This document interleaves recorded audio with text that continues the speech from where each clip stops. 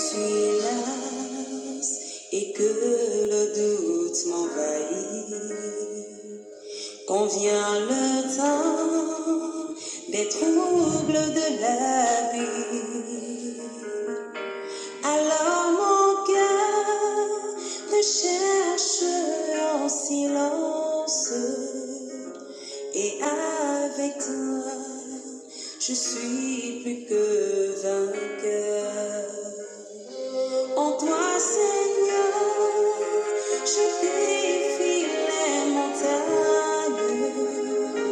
En toi, Seigneur, je peux me surpasser, car je suis forte quand de toi vient ma force. En toi, Seigneur, je suis plus que vainqueur.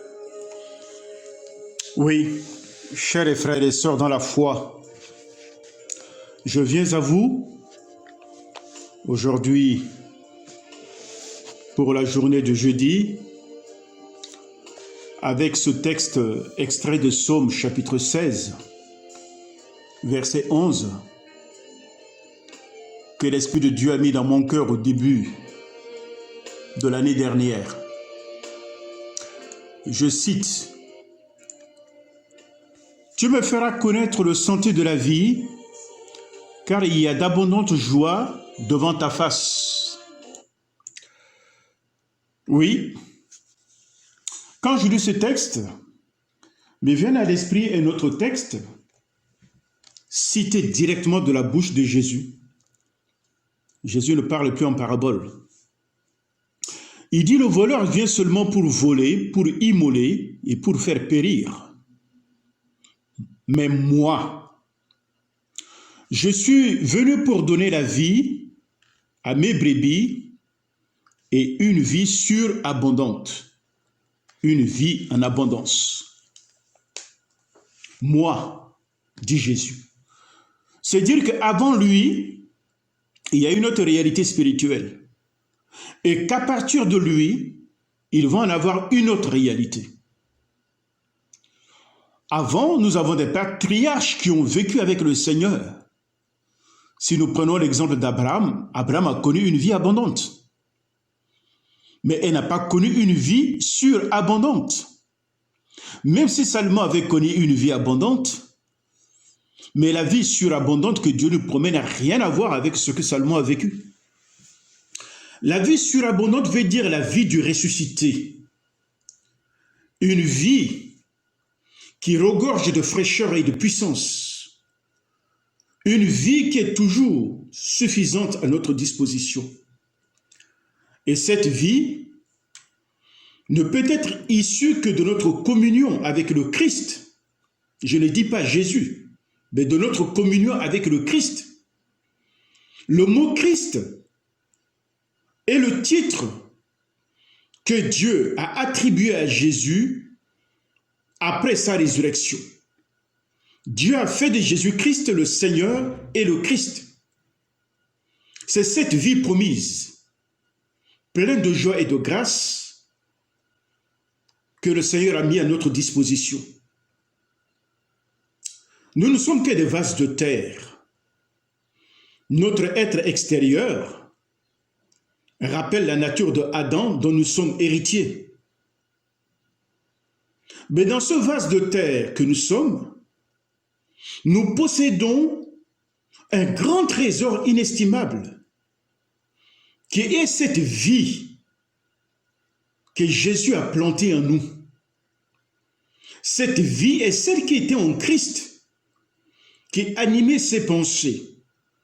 Cette vie est celle qui était en Christ et qui animait son cœur et ses actions. C'est cette vie que Jésus a voulu planter en nous. C'est que la caractéristique de cette vie, elle n'est pas passive. Ces effets bénis se manifestent en nous et hors de nous pour l'éternité.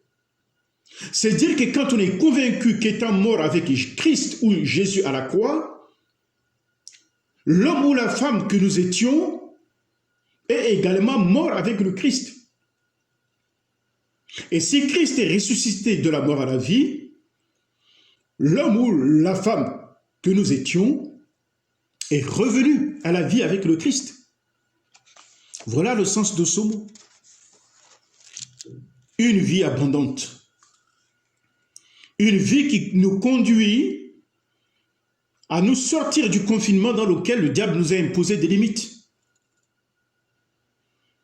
Et parfois, notre conversion à Jésus n'a pas apporté des changements majeurs.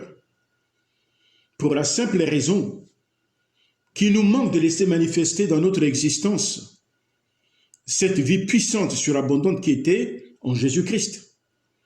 On ne pourrait qu'avoir accès à cette vie que lorsque nous avons en nous le Christ est ressuscité. Parce que la Bible a dit que Christ en vous, l'espérance de la gloire. Il n'est pas dit Jésus en vous, mais il est dit Christ en vous, l'espérance de la gloire. Christ est le nom de l'Esprit, créateur qui habitait en Jésus. Et Jésus, en étant ressuscité d'entre les morts, il a répandu cet esprit dans le cœur de chacun d'entre nous, afin de nous apporter toutes les dispensations liées à la vie abondante, surabondante de Dieu dans notre existence ici-bas. Là, il n'est pas question de sentiments, mais de la foi en Dieu, de la foi en sa parole. Et vous saurez qu'à mesure que nous croîtrons en Christ, nous serons toujours plus conscients de nos lacunes et de nos manques. Si nous sommes conscients de nos lacunes et de nos manques, c'est le signe certain que Dieu est en train de travailler en nous pour notre sanctification. Et par le regard de la foi, nous pouvons voir notre vieille nature, rebelle, qui se rebiffe parfois contre Dieu, être crucifiée avec Jésus, et nous entrons en possession d'une vie spirituelle nouvelle par la résurrection en Christ. Et cette vie qui vient d'en haut doit pénétrer tous les domaines de notre existence, ici-bas. Et alors, l'image de la lumière du monde que le Seigneur nous demande de devenir ou d'être prendra tout son sens et la mesure de sa puissance. À la croix, la puissance du péché est brisée. Et celui ou celle qui s'associe à la résurrection de Jésus, le Christ, participe en même temps à son triomphe. C'est qu'il est libéré de l'emprise du péché. Il peut désormais vivre en tant que créature nouvelle qui est unie à Christ, une vie remplie de joie, de force et de la puissance. Voilà le sens de ce mot que dit le psalmiste avant l'heure. Tu me feras connaître le sentier de la vie et il y a d'abondantes joies devant ta face. Jésus est venu pour nous donner une vie surabondante. Et cette vie, tu dois la partager. Entre dans la dimension de cette vie pour la gloire de ton Seigneur.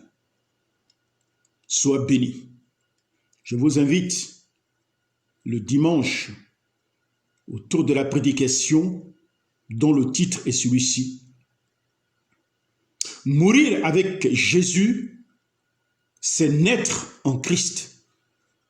Elle sera portée sur la puissance de la résurrection, dont vous avez un avant-goût dans cette capsule que je viens de vous partager. Soyez immergés, je dis. Soyez immergés dans tous les domaines de votre existence par la puissance de Dieu.